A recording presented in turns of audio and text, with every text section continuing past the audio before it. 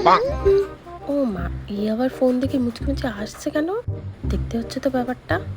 কি রে মুচকুচি হেসে ফোনের দিকে তাকিয়ে এভাবে কি দেখছিস? বল না, আমি কি কাউকে বলতে যাবো না? কি যে বলো না তুমি মা, যা তা। আরে বল না, মায়েরা তো মেয়েদের বন্ধুর মত, মাকে বলবি না তো কাকে বলবি বল? আরে না গো মা, কিচ্ছু না। বল না, কি আবার বলবো বলো? বল না। মা যখন এতবার করে জিজ্ঞাসা করছে বলেই ফেলি। আসলে কি হয়েছে মা, আমাদের কলেজে না একটা ছেলে আছে, আমার না ওকে বেশ ভালো লাগে। ও আমাকে সেদিন প্রপোজ করেছে আর আমি তাকে হ্যাঁ বলে দিয়েছি। উমা দেখো কাণ্ড, এটার জন্য আবার লজ্জা পেতে হয়? মায়েরা বন্ধুদের মতো, এটাই তো বয়স, এগুলো করাতে এটাই বয়স। এখন করবি না তো কবে করবি বল? তাই জন্যই তো আমরা কলেজে পাঠিয়েছি তোকে, তাই না? তোর বাবা আর আমি খেটে খেটে এই জন্যই তোকে কলেজে পাঠিয়েছি বল।